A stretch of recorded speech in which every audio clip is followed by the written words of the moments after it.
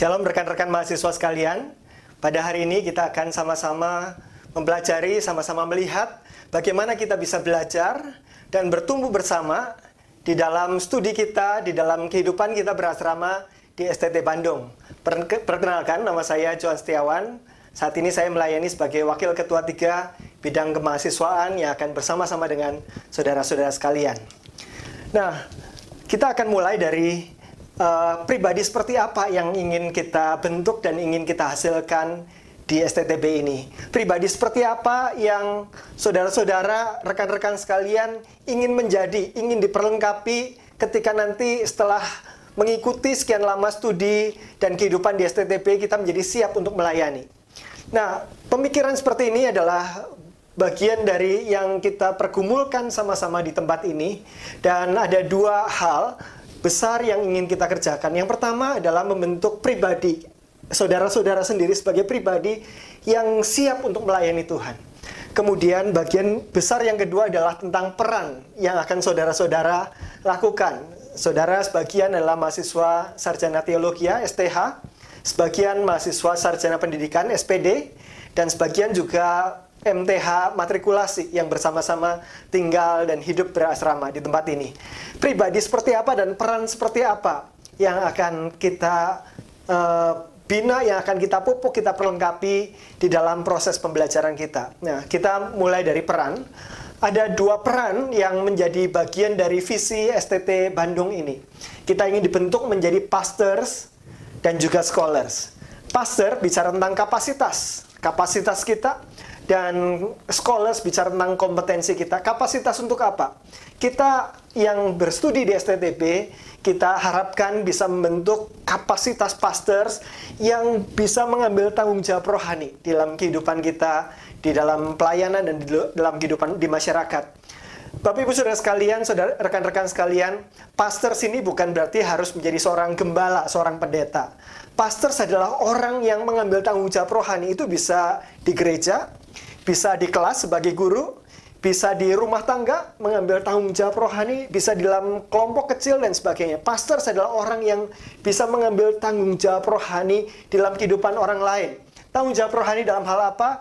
Di dalam hal kita bisa menjangkau orang di mana mereka berada dan membawa mereka berjumpa dengan Kristus dalam penginjilan. Dan sesudah itu kita bisa memelihara mereka, memberikan makan kepada mereka dalam pengertian makanan firman Tuhan. Kita memuridkan mereka untuk bertumbuh menjadi semakin serupa dengan Kristus.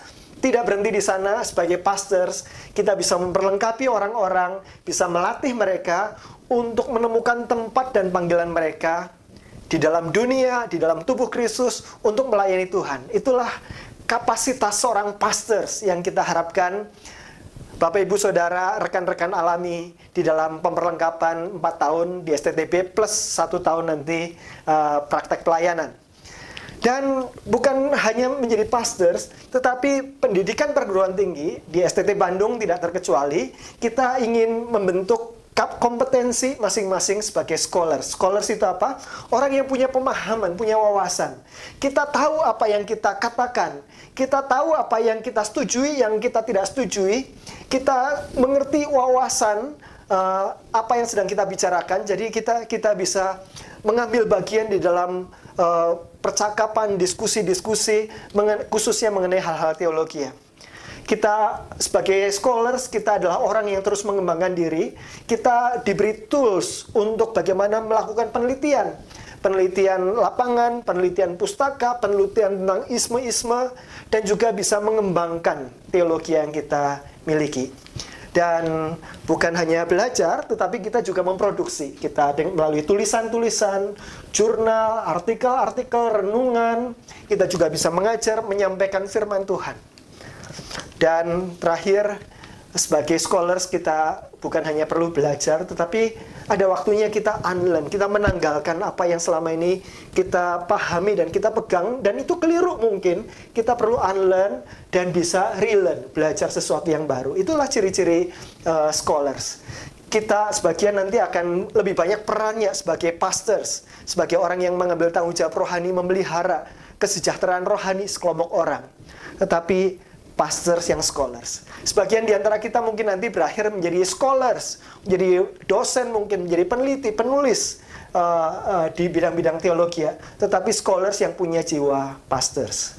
Itu adalah bagian peran yang kita ingin bentuk selama Bapak Ibu Saudara, rekan-rekan sekalian studi di STTB. Bagian saya dan rekan-rekan di bagian kemahasiswaan bukan di bagian yang luarnya secara khusus, tetapi adalah bagian yang di tengahnya, yaitu pribadi. Nah, pribadi seperti apa yang kita ingin hasilkan? Yaitu pribadi yang bertumbuh dalam segala hal ke arah Kristus. Dari spiritualnya, dalam hal karakternya, dalam hal pelayanannya, dalam hal pemahaman pengajarannya. Jadi pertumbuhan holistik, bukan hanya pertumbuhan di satu sisi saja. Kenapa kita perlu untuk membicarakan hal-hal ini? Karena ini adalah satu agenda, ada satu tujuan, satu sasaran yang bukan hanya menjadi sasaran kami semua di STTB ini, yang menjadi alasan kenapa kami melakukan apa yang kami lakukan, tetapi ini juga adalah sasaran dan agenda Bapak Ibu Saudara, rekan-rekan sekalian, yang perlu kita terus tumbuh kembangkan selama kita dipersiapkan Tuhan studi di tempat ini. Saya ingin mengelaborasi sedikit mengenai bertumbuh dalam segala hal ke arah Kristus ini. Bertumbuh dalam segala hal ke arah Kristus adalah sasaran pertumbuhan setiap orang percaya, dan apalagi setiap orang yang mau melayani, seperti Bapak Ibu Saudara sekalian melalui persiapan pelayanan di STTB ini. Segala hal meliputi beberapa bagian. Kalau gambar ini ada gambar pohon. Pohon itu ada bagian yang terlihat dan ada bagian yang tidak terlihat. Ada bagian yang buahnya, tetapi buah itu dihasilkan karena ada akar yang mengambil sari-sari makanan. Gambaran pertumbuhan kita juga demikian, Bapak Ibu Saudara dan rekan-rekan sekalian. Ada bagian yang tidak terlihat, yaitu ketika kita bertumbuh dalam pengenalan kita akan Tuhan, dalam cinta kita kepada Tuhan. Ada bagian-bagian yang terlihat, yaitu karakter kita ketika kita berinteraksi dengan orang lain, dan juga pelayanan kita ketika kita melakukan kegiatan-kegiatan pelayanan. Nah, bertumbuh dalam segala hal itu artinya bertumbuh dalam semua aspek itu. Kita bertumbuh secara pengajaran. Kita akan belajar banyak melalui kelas-kelas, melalui pembinaan-pembinaan yang kita lakukan. Kenapa kita belajar firman Tuhan dan belajar semuanya itu? Intinya adalah supaya kita mengenal Tuhan. Kita know God. Kita semakin mengenal keindahannya, kemuliaannya, kekudusannya, keadilannya, kebesarannya. Sehingga kita akan semakin menghormati Dia, dan kita akan semakin mencintai Dia. Pepatah bahasa Indonesia mengatakan tidak kenal maka tidak sayang. Kalau kita mengenal Tuhan, maka kita akan bertumbuh di dalam kecintaan kita kepada Tuhan. Kita ingin bertumbuh bukan hanya pengetahuan kita banyak tentang Tuhan, tetapi pengetahuan itu mempengaruhi hati kita sehingga kita mencintai dan menyembah Tuhan. Kapasitas ini adalah kapasitas yang penting sekali di dalam kita sebagai orang-orang yang sedang melayani Tuhan. Kalau kita tidak mengenal Tuhan, kita tidak punya sesuatu yang mau kita katakan dalam pelayanan kita. Kalau kita tidak mencintai Tuhan, kita tidak punya alasan kenapa kita melakukan pelayanan ini. Alasan-alasan yang mendasar di dalam pelayanan kita adalah karena saya kenal Tuhan yang demikian, karena saya cinta Tuhan yang demikian, maka saya ingin supaya Tuhan ini dikenal, dipuji, dimuliakan oleh lebih banyak orang. Itu sebabnya kita masuk dalam sekolah teologi untuk diperlengkapi melakukan itu. Dua hal ini adalah dua hal yang perlu terus-menerus bertumbuh dalam diri kita. Kalau sampai pada akhir masa kuliah, saudara-saudara tidak punya gairah yang besar untuk mengenal Tuhan, tidak punya gairah yang besar untuk mencintai Tuhan, maka saudara-saudara belum siap untuk melayani. Bagian yang lain adalah kita ingin mencerminkan Tuhan. Karakter kita diubahkan, semakin mencerminkan Tuhan. Dan pelayanan kita akan terus ditumbuh kembangkan, semakin efektif, semakin leluasa Tuhan pakai bagi tujuan dan rencananya. Bertumbuh dalam segala hal ke arah Kristus.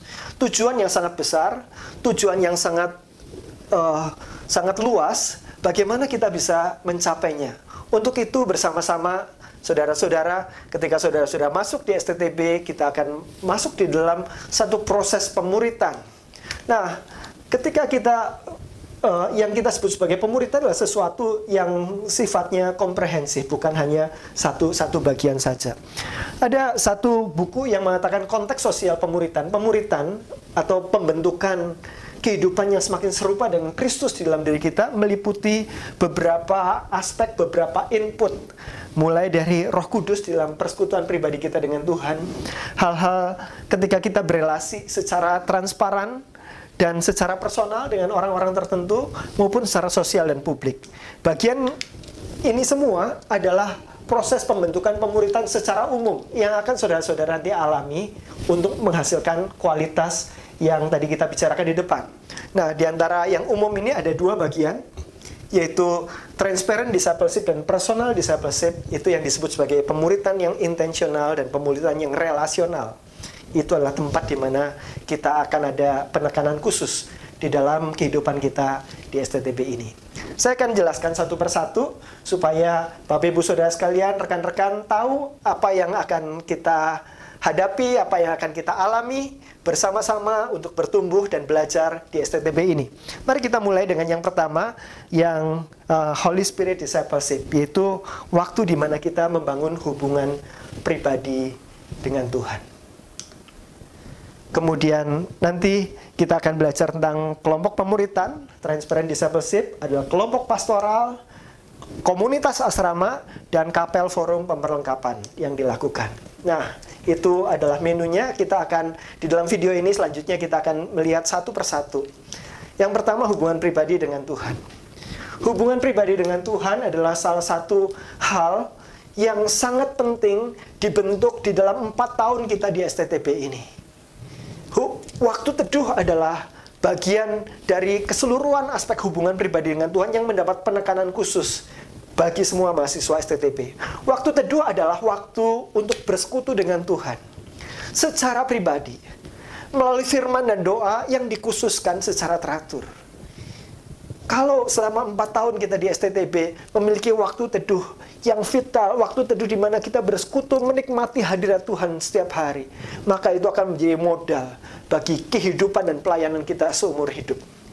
Kita perlu sangat serius memikirkan disiplin rohani ini. Untuk itu, setiap hari jam 6 sampai 6.15, saudara-saudara yang tinggal di asrama akan bangun, akan sudah cuci muka atau sebagian sudah mandi, ngumpul bersama di dalam lorong atau di dalam ruangan bersama di asrama, yang putra dan yang putra, yang putri dan putri.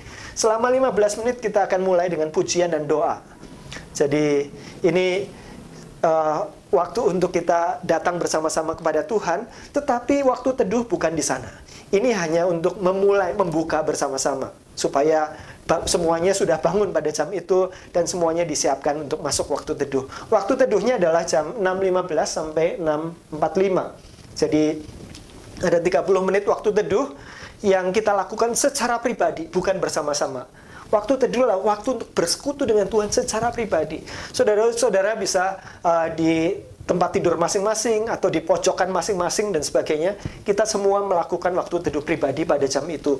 Bagaimana kalau kurang waktunya? Saudara-saudara tidak harus hanya waktu teduh pagi. Saudara-saudara bisa waktu teduh pagi dan sore.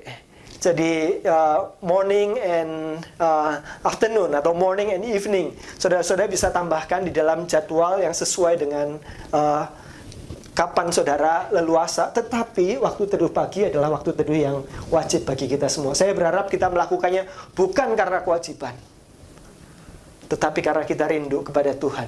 Dan kadang-kadang kita perlu mendisiplin diri kita sampai kerinduan itu pulih. Nah, di dalam waktu teduh sangat disarankan kita menulis jurnal. Jadi nanti saudara-saudara datang ke STTB, saudara-saudara mungkin ambil buku-buku atau jurnal favorit saudara. Jangan lupa itu menjadi bagian yang perlengkapan yang saudara-saudara bawa ke tempat ini, dan kita akan menuliskannya. Bayangkan kita menuliskan perjalanan percakapan kita dengan Tuhan selama 4 tahun persiapan di tempat ini. Ada banyak hal yang bisa kita pelajari seiring berjalannya waktu. Nah, itu adalah bagian di mana Roh Kudus memuridkan kita. Sekarang kita akan membicarakan tentang 2 hal yang menjadi pemuritan yang relasional dan intensional. Yang pertama, kita akan bicara tentang kelompok pemuritan. Untuk kita bisa bertumbuh di dalam kehidupan kita, kita butuh orang lain. Dan orang itu adalah mentor kita. Ada orang yang menjadi mentor bagi kita. Ada orang yang menjadi rekan pertumbuhan sebelah kiri kanan kita. Dan ada orang-orang yang kita sedang tolong untuk bertumbuh. Ketika kita punya 360 derajat demikian, maka kita akan lebih terjagai konsistensi pertumbuhan kita. Jadi itu juga yang akan kita lakukan bersama-sama ketika saudara-saudara ada di STTB. Kita nanti akan memiliki mentor, rekan pertumbuhan, dan sebagian di antara kita akan punya orang-orang yang kita sedang tolong pertumbuhannya di dalam pemuritan. Nah, inilah skema rancangannya. Bagian yang tengah ini adalah pembina putra dan pembina putri. Kemudian ada kelompok yang berwarna kuning ini, ada beberapa kuning ini. Ini adalah kakak-kakak kelas kita tahun ketiga di STTP yang sedang studi tahun ketiga. Mereka sudah dimuridkan sebelumnya dan dipilih beberapa orang di antara mereka yang akan menjadi orang-orang yang akan memuridkan mahasiswa baru. Jadi bagian lingkaran-lingkaran biru yang di luar ini adalah mahasiswa baru. Rekan-rekan sekalian yang masuk di STTP ini tahun pertama sampai tahun kedua. 2 tahun saudara-saudara akan ditolong oleh kakak kelas. Tahun ketiga kita akan dimuridkan. Kita akan bertumbuh bersama-sama. Nanti ketika rekan-rekan sudah selesai 2 tahun, masuk tahun ketiga, beberapa di antara kita akan dipilih untuk menolong mahasiswa-mahasiswa yang baru lainnya. Begitu seterusnya. Pemuritan yang akan kita lakukan menggunakan satu kurikulum yang disebut sebagai kurikulum Cambium. Kurikulum Cambium mulai dari tahapan yang disebut sebagai berakar dalam Kristus, membangun dasar-dasar kehidupan rohani kita. Saya tahu bahwa banyak di antara kita yang tidak punya kesempatan bertumbuh secara teratur, ditolong secara konsisten di gereja masing-masing. Jadi banyak di antara kita memiliki kerinduan-kerinduan untuk melayani Tuhan, karena itu kita masuk sekolah teologi, tetapi sebetulnya kita tidak pernah ditolong secara baik di dalam perjalanan pertumbuhan kita. Ketika kita belajar berakar dalam Kristus, kita belajar mulai dari dasar sekali, mulai dari jalan keselamatan. Kita diteguhkan tentang kehidupan baru kita dan disiplin-disiplin rohani dasar. Itulah berakar. Kemudian sesudah itu kita belajar tentang bertumbuh dalam Kristus. Ditolong untuk melihat arah pertumbuhan, hambatan pertumbuhan, sarana pertumbuhan, lika-liku jatuh bangun pertumbuhan, pencobaan, penderitaan, pengambilan keputusan, dan lain-lain. Yang menjadi modal bagi kita bertumbuh seumur hidup. Kemudian terakhir kita akan belajar tentang berbuah dalam Kristus, bicara tentang bagaimana kita menemukan tempat dan panggilan kita dan mengerjakan amanat agung Kristus. Saudara-saudara sekalian, pengalaman kita dimuridkan, berakar, bertumbuh, berbuah ini merupakan modal yang besar bagi Bapak Ibu Saudara sekalian yang nanti akan melayani di gereja. Di dalam persekutuan remaja, pemuda, dewasa, lansia, dan sebagainya, kebutuhan pemuritan ada di mana-mana. Dan kita tidak bisa memuridkan dengan baik kalau kita belum pernah dimuridkan dengan baik. Jadi ini bukan sekedar sesuatu yang ditambalkan atau ditambahkan di dalam kurikulum STT, tetapi ini adalah bagian yang integral yang perlu sungguh-sungguh kita alami dan kita nikmati, kita hayati, kita yakini untuk bisa kita bagikan dimanapun nanti kita akan melayani, di gereja, di sekolah, lembaga-lembaga pelayanan, ladang misi, dan lain-lain. Jadi ini adalah modal kita. Nah, kemudian bagian berikutnya adalah kelompok pastoral. Jadi tadi ada kelompok pemuritan, sekarang ada kelompok pastoral. Bedanya apa? Kalau kelompok pemuritan yang memimpin adalah mahasiswa tahun ketiga. Kelompok pastoral adalah semacam kita punya orang tua rohani di STTB ini. Itulah para dosen-dosen pembimbing pastoral kita sebagai pemimpinnya. Nah, bagian kelompok pemuritan, kelompok pastoral ini adalah tempat di mana kita membangun hubungan yang relasional mendalam dan intensional yang bertujuan, bukan hanya sekedar ngumpul saja. Nah, relasi pastoral mentoring, sekarang kita masuk tentang kelompok pastoral. Apa yang diharapkan dari relasi ini dengan dosen pembimbing pastoral, saudara-saudara akan tergabung di dalamnya. Durasinya adalah sepanjang kuliah di STTP. Jadi begitu saudara-saudara masuk STTP, nanti akan ada pembimbing pastoral yang akan mendampingi Bapak Ibu Saudara sekalian, rekan-rekan sekalian. Dan pembimbing ini diharapkan akan terus membimbing kita sampai kita selesai, sampai kita praktek. Bahkan sesudah itu kita bisa terus membangun relasi. Mereka ini adalah orang-orang yang menjadi orang tua rohani kita selama kita di tempat ini. Dan pertemuan pastoralnya itu adalah 2 minggu sekali. Kalau pertemuan pemuritan tadi seminggu sekali. Kalau pertemuan pastoral ini 2 minggu sekali. Dan tapi di luar itu masih bisa kita misalnya pengen ngobrol secara pribadi, nggak sama-sama dengan yang lain, kita datang kepada orang tua rohani kita, silahkan. Sangat didorong. Aspek yang kita bicarakan mulai dari aspek akademik, misalnya kesulitan kita studi atau hal-hal yang kita mau pikirkan untuk studi lanjut dan lain-lain. Kemudian aspek-aspek kerohanian, mungkin kita sedang sangat bersuka cita, kita menikmati wawasan pertumbuhan, tetapi kadang-kadang kita ada waktu-waktunya kita mengalami stagnasi, kekeringan rohani dan sebagainya. Itu hal-hal yang bisa kita bicarakan. Dan yang penting juga adalah vokasional. Kita semakin tajam menangkap panggilan kita. Kita pikir bahwa dengan masuk ke dalam sekolah teologi, kita pikir udah spesifik. Tidak, Bapak Ibu Saudara sekalian. Nanti begitu kita masuk di sana, ternyata ada banyak bidang-bidang pelayanan. Menjadi pendeta salah satu hal, menjadi guru salah satu hal. Ternyata ada begitu banyak yang lain yang bisa kita kerjakan di dalam rangka melayani Tuhan, di dalam tubuh Kristus, di tengah-tengah dunia milik Tuhan. Pelayanan misi, pekerjaan-pekerjaan media dan sebagainya, ada begitu banyak. Dan bagian yang perlu kita kerjakan dan kita temukan sebelum kita selesai dari STT ini adalah kita makin punya ketajaman vokasional, di mana Tuhan memanggil dan menempatkan kita. Tuhan memberikan kekuatan dan kelemahan apa di dalam diri kita semua.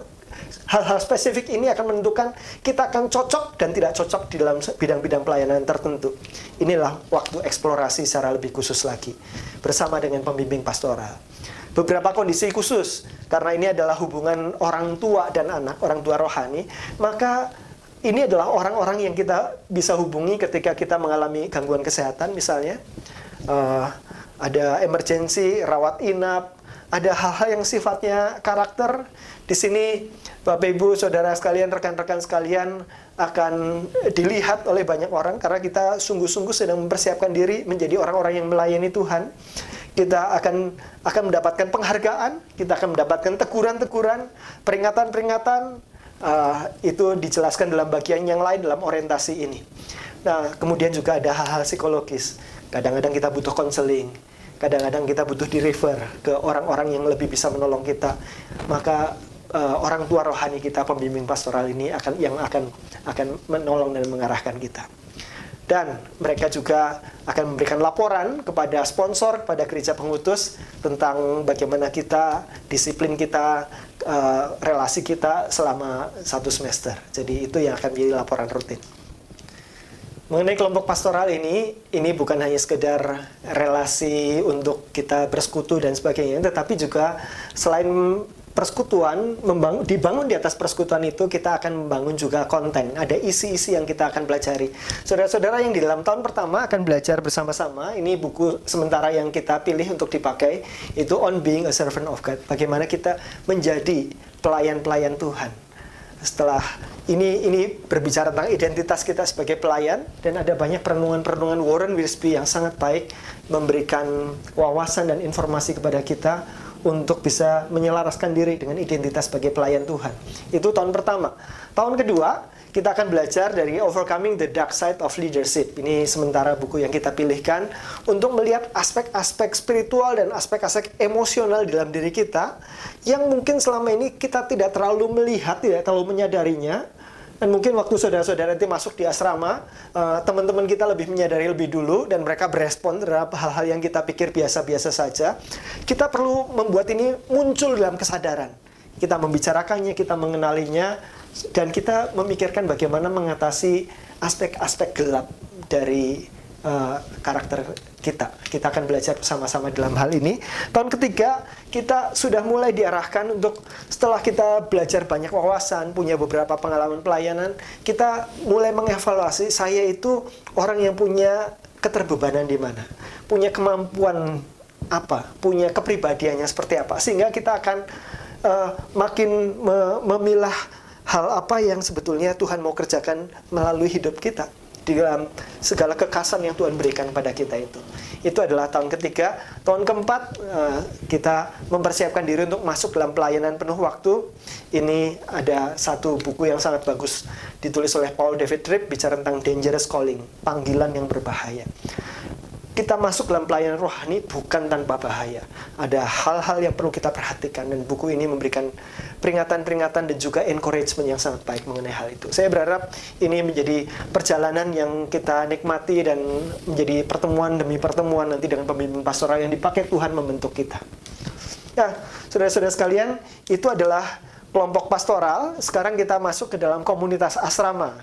Saudara-saudara, di tempat ini, di STTB, kita pendidikan teologi dengan sistem asrama. Dari tahun pertama sampai tahun terakhir, kita tinggal di asrama. Ada beberapa sekolah teologi yang tidak menggunakan sistem asrama. Ada yang sistem asrama tahun pertama saja. Di STTB, kita 4 tahun di dalam asrama. Kemudian sesudah itu kita praktek pelayanan di luar. Ini adalah rumah kita, asrama ini. Dan di dalam rumah, seperti kita di tempat masing-masing, kadang-kadang kita bersuka cita, bermain bersama-sama, kadang-kadang kita berantem bersama-sama juga, kadang-kadang kita berduka, kadang-kadang kita bergumul, dan sebagainya. Inilah rumah kita, dengan segala naik turun, jatuh bangun, lika-liku, hidup kita bersama-sama dengan sekitar 70 orang lainnya. Komunitas asrama adalah komunitas yang akan membentuk kita. Dan saya mau katakan di awal, bukan pembentukan yang mudah, tetapi pembentukan yang diperlukan bagi kita semua.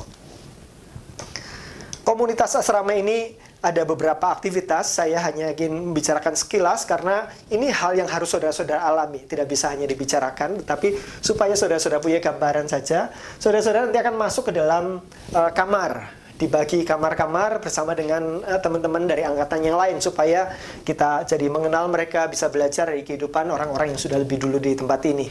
Di dalam kamar nanti ada ketua kamar, ada piket kamar, ada waktu teduh, itu juga under supervisi dari ketua kamar, dan lain-lain.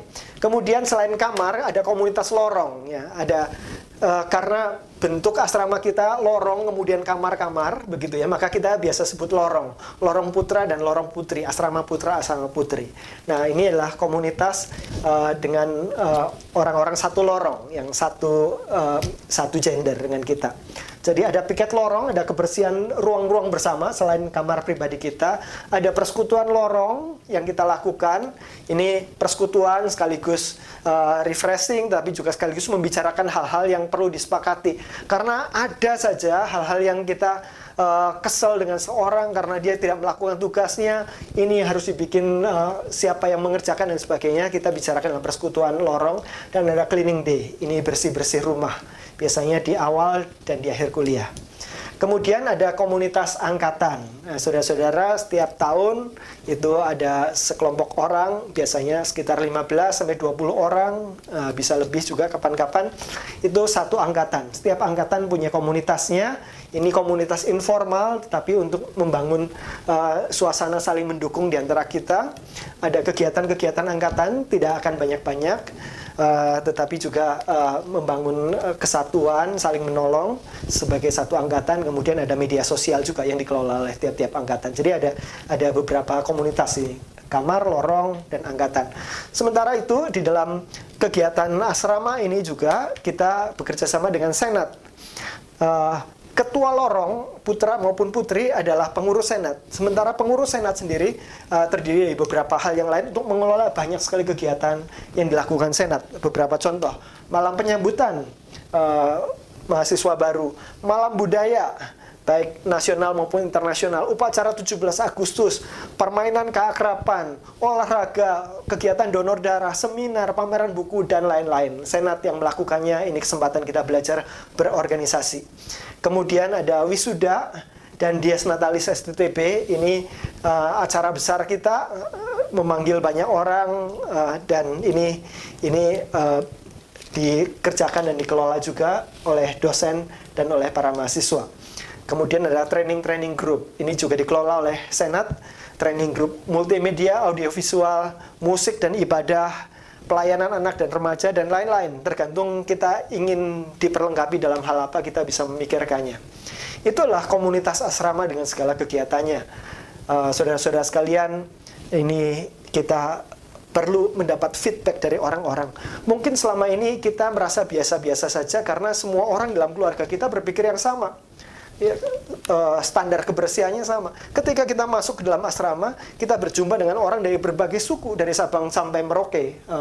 Untuk masa-masa ini belum ada yang dari Papua, berharap suatu saat ada juga dari Papua, tetapi sangat beragam sukunya, sangat beragam cara berpikirnya, kebiasaan-kebiasaannya dan sebagainya.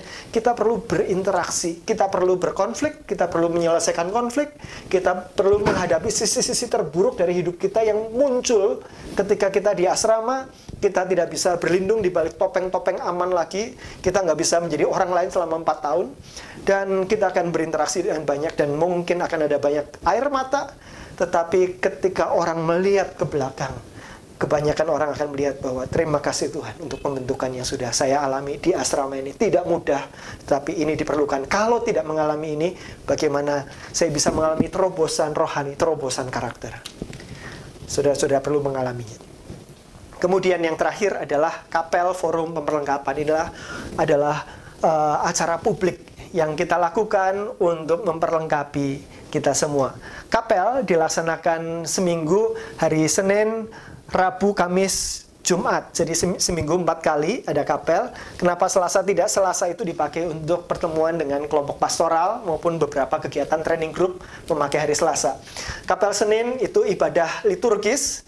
Kita perlu belajar bagaimana ibadah dengan liturgi yang khotbah dosen. Kita memakai pakaian yang paling formal hari Senin itu. Hari Selasa dipakai untuk kelompok pastoral, tidak ada kapel. Hari Rabu itu ada persekutuan doa. Ada persekutuan doa misi, kita berdoa untuk kebutuhan-kebutuhan misi di dunia. Dan kita juga persekutuan doa kreatif kontemplatif. Jadi kita punya banyak pengalaman dan ide-ide untuk kita terapkan nanti ketika kita memimpin persekutuan doa di gereja. Yang khotbah adalah mahasiswa. Hari Kamis ibadahnya ibadah kontemporer, pakai band, kemudian yang khotbah adalah mahasiswa. Hari Jumat ini adalah hari di mana kita melakukan forum. Forum itu adalah kita kadang-kadang memanggil alumni, kita memanggil pemimpin pelayanan, lembaga pelayanan untuk cerita kepada kita, memberikan visi kepada kita, kenapa mereka melakukan apa yang kita lakukan. Siapa tahu kita ketika diceritakan tentang visi pelayanan di suku-suku terabaikan misalnya, hati kita tergerak, tergetar, dan ini mungkin sesuatu yang kita perlu follow up berikutnya. Tantangan pelayanan di perkotaan dan sebagainya. Nanti kita akan berjumpa dengan orang-orang semacam itu, berbagi visi tentang apa yang mereka lakukan, bukan teori. Dan juga ada beberapa pemperlengkapan di sana. Ada pelatihan-pelatihan yang kita lakukan setiap jadwal forum itu. Jadi ada bermacam-macam kegiatan di sana, di mana kita nanti akan diperlengkapi. Nah, di dalam bagian-bagian kegiatan yang publik ini ada beberapa yang lain-lain yang saya hanya akan sebutkan sekilas. Misalnya ada konseling pastoral. Secara khusus mahasiswa tahun pertama dijadwalkan memiliki perjumpaan pastoral konseling pribadi, konseling yang mendalam dengan konselor kita.